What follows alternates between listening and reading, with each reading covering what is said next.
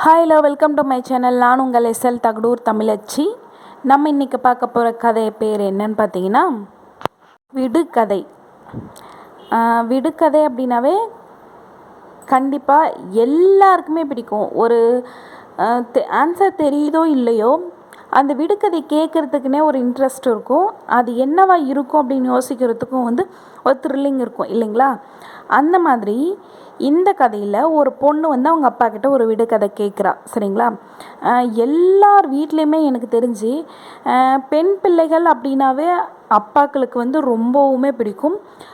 பெண் பிள்ளைகளுக்கும் அப்படி தான். அம்மாவை விட அப்பா எப்பயுமே ஒரு ஸ்பெஷல் தான் அவங்களுக்கு இல்லைங்களா? எல்லாருக்குமே எந்த விஷயம் எத்தனை பேர் இருந்தாலும், எவ்வளோ பசங்க இருந்தாலும், அந்த ஒரு பொண்ணுக்கு இருக்கிற அந்த ஸ்பெஷல் மற்ற பசங்களுக்கும் கண்டிப்பாக இருக்காது. அதனால் பாசம் இல்லைன்றது இல்லை. ஆனால் அது தலைமுறையாக ஒரு அட்ராக்ஷன் ஆகிட்ருக்கு. தலைமுறையில் ஒரு மாதிரி ஒரு ஆண்களுக்குனாவே பெண் பிள்ளைகள் தான் ரொம்ப பிடிக்கும் அப்படின்றது ஒரு ரத்தத்திலே ஊறி போச்சாயிட்ருக்கு. அவங்கள பார்த்தா மட்டும் அவங்களுக்கு திட்ட தோணாது. அவங்களுக்கு என்ன கேட்டாலும் ஓகே அப்படின்ற மாதிரி எல்லா அப்பாக்களும் செஞ்சுருவாங்க. அதனால் எல்லார் வீட்லேயுமே பசங்களுக்கும் சரி அம்மாக்களும் சரி ஒரு சின்ன பொறாமை இருந்துக்கிட்டே தான் இருக்கும் இல்லைங்களா?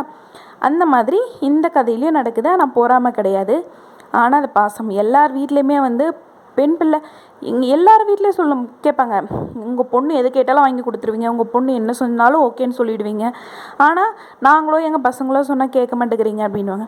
அது எல்லாருக்கும் தெரிஞ்சாலும் ஒரு சில இடத்துல ஒரு பொசசிவ்ஸ் எல்லாருக்குமே இருக்கும் இல்லைங்களா? சரி, ஓகே, இந்த கதையில் என்ன நடக்குதுன்னு பார்க்கலாம். அதுக்கு முன்னாடி உங்கள் அப்பாவை உங்களுக்கும் பிடிக்கும் அப்படின்னா கண்டிப்பாக மறக்காமல் லைக் பண்ணுங்கள். சரிங்களா? வாங்க கதைக்குள்ளே போகலாம். எல்லா அப்பாக்களும் ஆஃபீஸ் போயிட்டு வந்த உடனே ரொம்ப டயர்டாக வருவாங்க. வீட்டுக்குள்ளே எப்போ போகிறது, எப்படா போய் படுத்து தூங்கலாம் அப்படின்ற மாதிரி தான் வருவாங்க. ஆனால் அவங்க பொண்ணு அப்படியே பார்த்தாங்கன்னு வச்சுக்கோங்களேன், அவங்களுக்கு இருக்கிற அந்த டயர்ட்னஸ்ஸு, அந்த ட்ரெஸ்ஸு எல்லாம் எங்கே போகுதுன்னே தெரியல, ஆட்டோமேட்டிக்காக அப்படியே மாறிடுவாங்க இல்லைங்களா? அந்த மாதிரி அவங்க அப்பா ராகவ் வராரு. வெளியில் அவங்க பொண்ணு அமுதா கை கட்டிட்டு நிற்கிறா. அவளை பார்த்த உடனே அவருக்கு அவரோட ட்ரெஸ் எல்லாம் குறைஞ்சி போயிடுது. அவருக்கு டயர்டெல்லாம் குறைஞ்சி போயிடுது. அவங்க பொண்ணை பார்த்த உடனே, என்ன மேடம் ஏன் வெளியில் நிற்கிறீங்க அப்படின்னு சொல்லி கேட்குறா. அதுக்கு கேட்குறாரு அவர், அதுக்கு நான் ஒரு விடுகதை சொல்லுவேன், அதுக்கு நீங்கள் பதில் சொல்லணும் அப்படின்னு சொல்லிட்டு வாசப்படியிலே நிற்க வச்சு அவளுக்கு அவள் அவங்க அப்பா கிட்டே பேசிகிட்ருக்கா. அதை கிச்சன்லேருந்து கேட்ட அம்மா, எல்லார் அம்மாவும் மாதிரி வந்துடுவாங்க. வந்துட்டு, அமுதா இப்போ தானே அப்பா வந்திருக்காங்க, போய் ட்ரெஸ் சேஞ்ச் பண்ணிக்கிட்டு ஃப்ரெஷ்ஷாக போயிட்டு வரட்டும், அதுக்கப்புறம் ஒன்று கேளு அப்படின்னு சொல்லுவாங்க.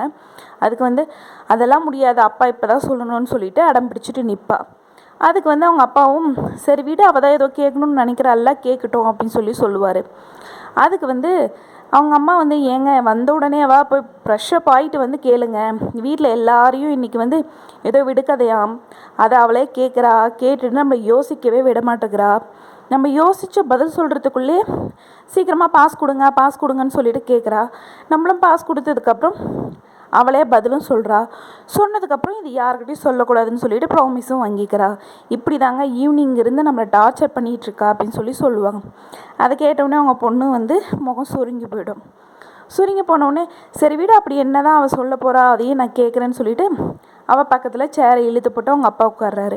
அவங்க அப்பா உட்காந்தோடனே பழைய சந்தோஷம் அவளுக்கு திரும்பி வந்துடுது. வந்தோடனே, சரி அப்பா, நான் கொஷின் கேட்குறேன், நீங்கள் தெரியலன்னா டக்குன்னு எனக்கு பாஸ் கொடுக்கணும் அப்படின்னு சொல்லிட்டு கதையை சொல்ல ஆரம்பிக்கிறா. அப்போ இங்கே பாருங்கள், நான் அப்பா கிட்ட கேள்வி கேட்பேன், நீங்கள் யாரும் பதில் சொல்லக்கூடாது அப்படின்னு சொல்லிட்டு எல்லாரையும் வார்ன் பண்ணுறா. அப்போ அவங்க பாட்டி என் பிள்ளை அவங்க அப்பா மாதிரிடி, அவங்க அப்பா எப்படி கற்பூரம் மாதிரி புத்தியோ அதே மாதிரி நீ என்ன விடுகதை கேட்டாலும் அவன் கரெக்டாக சொல்லிவிடுவான் அப்படின்னு சொல்லிட்டு அவங்க பாட்டி பேசுகிறாங்க. அதுக்கு சரி அப்பா சொல்கிறாரா இல்லையான்னு பார்க்கலாம், நீங்கள் விடுகதைக்கு பதில் சொல்லக்கூடாதுன்னு சொல்லிட்டு அவங்க பாட்டியை வார்ன் பண்ணிவிட்டு விடுகதையாக ஆரம்பிக்கிறான். என்ன விடுகதைன்னா, 3 எழுத்து சொல், அது ஒரு விலங்கின் பெயர். ஓகேங்களா? 3 எழுத்து சொல், அது ஒரு விலங்கின் பெயர். அதில் நடு எழுத்தை நீக்கினால் சிறியவர்கள் முதல் பெரியவர்கள் வரை எல்லாருக்கும் விரும்பிய ஒன்று. சரிங்களா? அதுக்கு அடுத்தது, முதல் 2 எழுத்தை நீக்கினால் தமிழில் ஒரு மாதத்தை குறிக்கும். அந்த 3 எழுத்து சொல் என்ன? ஓகேங்களா? இந்த கொஷின் புரியலைன்னா திரும்பவும் ஒரு டைம் வந்து பாஸ் பண்ணிட்டு கேளுங்க. ஓகேங்களா? அந்த மாதிரி சொல்லி முடிக்கிறா. முடிச்ச உடனே அவங்க அப்பா வந்து, ஐயோ அம்மாடி, இவ்வளோ பெரிய கதையாக இருக்கே, ரொம்ப சிக்கலாக இருக்கே, கொஞ்சம் யோசிச்சு பதில் சொல்லவா அப்படின்னு சொல்லிட்டு சொல்லுவாங்க. அதுக்கு வந்து அவங்க பொண்ணு, இல்லை இல்லை நீங்கள் இப்போவே சொல்லணும் அப்படின்னு சொல்லிட்டு அடம் பிடிப்பா. அதுக்கு வந்து அப்பா போய் ட்ரெஸ் சேஞ்ச் பண்ணிவிட்டு அம்மா கொடுக்குற ஒரு டீயை குடிச்சிட்டு அதுக்கப்புறம் வந்து நான் பதில் சொல்கிறேன் அப்படின்னு சொல்லிட்டு அவர் சொல்லுவார். இல்லை இல்லை நீங்கள்லாம் போனீங்கன்னா அப்பாக்கிட்டேயும் அம்மாக்கிட்டேயும் பாட்டிக்கிட்டேயும் நீங்கள் ஆன்சர் கண்டுபிடிச்சிடுவீங்க, எனக்கு தெரியாது, நீங்கள் இப்போவே சொல்லுங்கள், சீக்கிரம் பாஸ் கொடுங்கன்னு சொல்லிட்டு ஆவலாக நின்று கேட்டுட்ருப்பா. அப்போ திடீர்னு அவருக்கு வந்து ஒரு பொறி தட்டும், அந்த விடுகதைக்கான பதில் வந்து கண்டுபிடிச்சிருவார். கண்டுபிடிச்ச உடனே அவரை அவங்க பொண்ணை பார்த்து சிரிப்பார். அதுக்கு வந்து அவங்க அம்மா நந்தினி வந்து என்ன சொல்லுவாங்கன்னா, அப்பா விடுகதைக்கு கண்டுபிடிச்சிட்டார் போலையே அப்படின்னு சொல்லிட்டு சொன்னோடனே அவங்க பாட்டி, நான் தான் சொன்னல, அவர் வந்து அவங்க அப்பா மாதிரி கற்பூர புத்தி, எது சொன்னாலும் டக்குன்னு ஆன்சர் கண்டுபிடிச்சிருவார் அப்படின்னு சொல்லிட்டு சொல்கிறா. அது கேட்டவுடனே அப்பா ஒன்றும் கண்டுபிடிக்கல, நீங்கள் யாரும் அவர் வந்து கன்ஃபியூஸ் பண்ணாதீங்க, அமைதியாக இருங்க அப்படின்னு சொல்லிட்டு அவங்க பொண்ணு கத்துறா. அதுக்கு வந்து அப்பா உங்களுக்கு பதில் தெரியல தானே, பாஸ் அப்படின்னு சொல்லிட்டு கையை நீட்டுறா.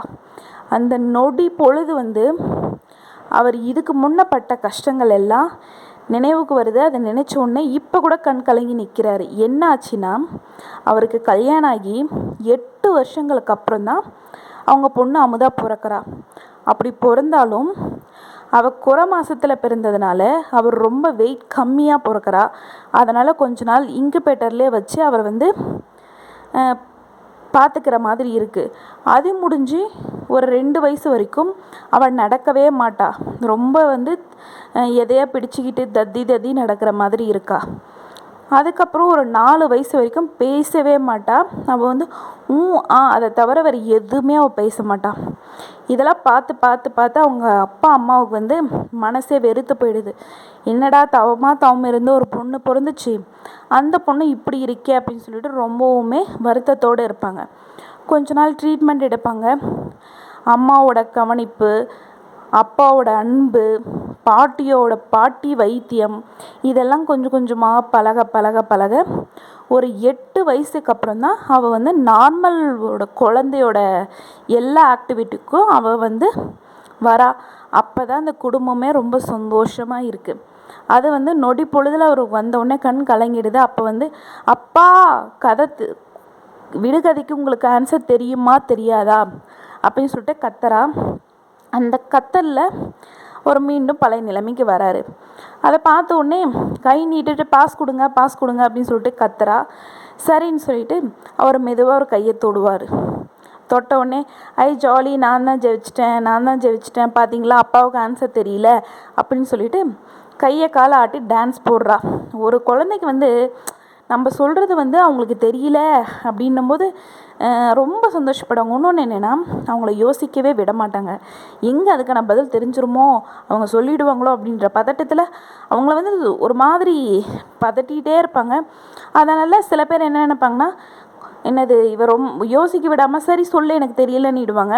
சில பேர் என்ன நினைப்பாங்கன்னா, தெரிஞ்சாலும் தன்னோட பொண்ணுக்காக விட்டு கொடுப்பாங்க இல்லைங்களா. மேக்ஸிமம் பொண்ணுங்களுக்காக விட்டு கொடுக்குற அப்பாக்கள் தான் நிறையும் இல்லைங்களா. அந்த மாதிரி கை தொட்ட உடனே அவளுக்கு ரொம்ப கொண்டாட்டம். அதை பார்த்த உடனே அவங்க அப்பா ரொம்ப சந்தோஷமாக அவளை பார்க்குறாரு. பார்த்த உடனே சரி ஆன்சர் சொல்லவா அப்படின்னு சொல்லிட்டு சொல்ல ஆரம்பிக்கிறாவ. அப்பா அந்த 3 எழுத்து விலங்கு பேர் வந்து கழுதை அப்படின்றா. அப்படியா அப்படின்னு சொல்லிட்டு, ஆமாப்பா அந்த விலங்கோட பேர் கழுதையா, அதில் வந்து நடு எழுத்து நீக்கினா என்ன, கதை இல்லைங்களா. கதை வந்து யாருக்காவது பிடிக்காமல் இருக்குமா, எல்லாருக்குமே பிடிக்கும் தானே அப்படின்னு சொல்கிறா. அதுக்கப்புறம் ஃபஸ்ட்டு 2 எழுத்தை நீக்கினா என்ன, தமிழ் மாதத்தோட ஒரு மாதம் இல்லைங்களா. ஆன்சர் கழுதைப்பா, நான் தான் ஜெயித்தேன் அப்படின்னு சொல்லிட்டு ரொம்ப சந்தோஷமாக ஆட்டம் போடுறா. சரின்னு சொல்லிவிட்டு அவர் கேட்ட உடனே, சரிம்மா நான் போய் ஃப்ரெஷ்ஷப் ஆகிட்டு வரட்டுமா அப்படின்னு சொல்லிட்டு அவர் கண்ணை தட்டி விட்டுட்டு போகிறாரு. அப்போ பின்னாடியே நந்தினியும் உள்ளே போயிட்டு ஏங்க இது உங்களுக்கு ஆன்சர் தெரியும் தானே அப்படின்னு சொல்லி கேட்குறா. ஆமாம் தெரியும் தான், ஆனால் அவள் சந்தோஷமாக எங்கே நான் சொல்லிடணுன்ற பதட்டத்தில் கையை நீட்டி பாஸ் கொடுங்க பாஸ் கொடுங்கன்னு கேட்டால் பார்த்தீங்களா, வேறு என்ன பண்ணுறது, நான் அதுக்கு தான் நான் பாஸ் கொடுத்துட்டேன் அப்படின்வாங்க. இருக்கட்டும், அவள் நான் பாஸ் கொடுத்ததுனால நான் ஒன்றும் குறைஞ்சி போயிடலையே, அவள் எவ்வளோ சந்தோஷமாக ஆட்டம் போட்டால் பார்த்தல்ல, நம்ம இந்த சந்தோஷத்துக்காக தானே நான் பல வருஷங்கள் நம்ம காத்திருந்தோம் அப்படின்னு சொல்லிட்டு சொல்லுவாவ. சரி, அவர் தான் சொல்லுவார்.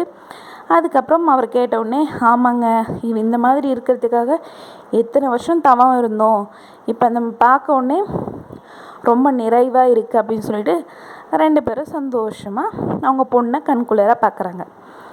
இந்த மாதிரி எல்லா அப்பாக்களுக்கும் தன்னோட பொண்ணுங்கிட்ட தோற்று போகிறதும் சரி, விட்டு கொடுக்குறதும் சரி, ரொம்பவுமே பிடிச்சு போகிறாங்க. வாழ்க்கையிலேயே ஆண்களாக இருந்தால் பெண்கள் கிட்டன்றதில் தன்னோட பெண் குழந்தைகிட்ட மட்டும் எப்போயுமே தோற்றுக்கிட்டே இருக்கணும்னு நினைப்பாங்க. ஏன்னா அப்போ தான் அவங்களோட பெண் குழந்தைங்கள் ஜெயிச்சுட்டே இருப்பாங்க. அதை பார்க்குறதுல அப்பாக்களுக்கு ஒரு தனி வித சந்தோஷம் தான், இல்லைங்களா?